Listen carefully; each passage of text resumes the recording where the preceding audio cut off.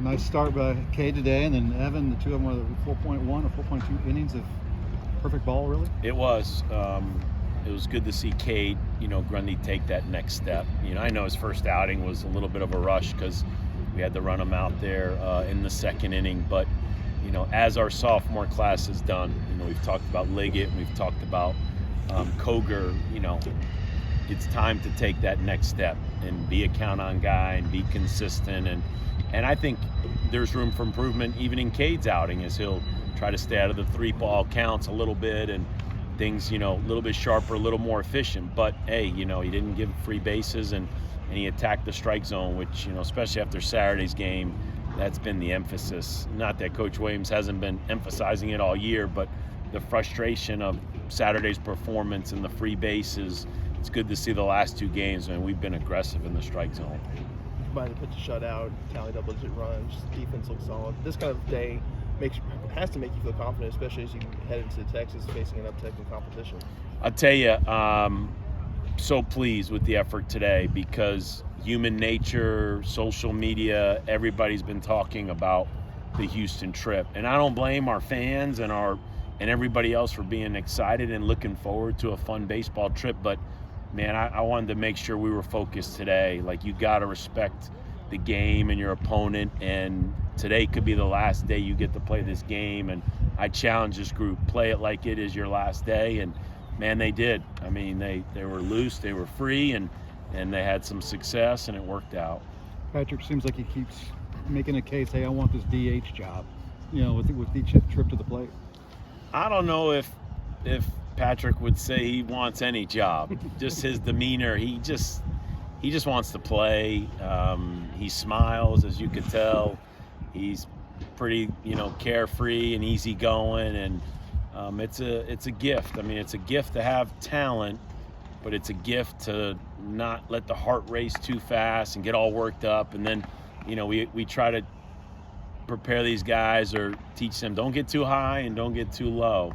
And he kind of comes across as that type of demeanor where it doesn't look like he'll get too high and he doesn't look like he'll get too low. And those are qualities with talent that can allow you to play this game for a long time. So it adds another bat to our lineup and a right-handed bat, and love to have those options. Dan, you talked about the depth and getting guys at bats and getting guys out there.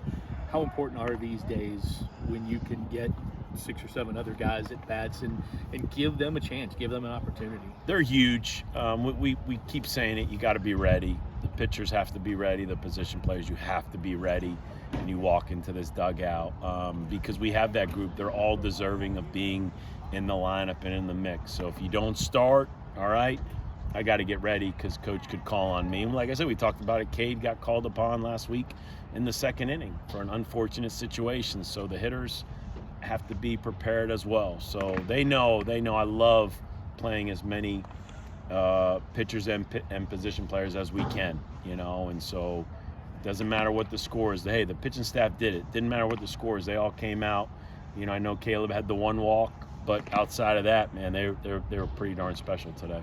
You guys leaving leaving Jim Patterson for the first time this year. Big event. You mentioned it, going down in Houston. Yeah. Some big competition. Thoughts on where you guys stand heading into that?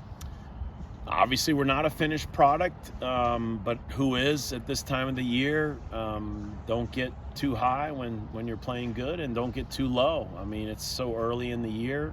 We're playing, 3 really, really good programs, and obviously we open up. Feels like that Friday night showcase game against the team that ended our season last year. Just a great coaching staff, great players, great program. It's going to be fun. I mean, these kids will obviously love playing in a big league stadium. That's a real treat for them. And I'm excited too, but I'm more excited about the opponents we're playing because I have so much respect. And we played all 3 of those programs last year, in meaningful big games. So these will be fun this weekend. Kind of building off of that, does it give you guys a little bit of a boost knowing that the first game you played down there is going to be against the team that ended your season last year? I would think so, but I don't know if it mattered if we were playing them on Sunday. I mean, you'd be fired up for whoever. Like, as all 3 teams are special programs. So just one day at a time. Let's run out there and try to play good Friday nights, try to play good in the first 3-inning segment, and then whatever happens. You got to be able to turn the page and get ready for another good team and then obviously another good team on Sunday. So it's a little bit of a regional type mindset because you're playing, regional, super regional, Omaha type team. So, no matter what happens, the good or the bad, you're going to have to show some real toughness and turn the page quickly and try to play good baseball Saturday and then the same on Sunday.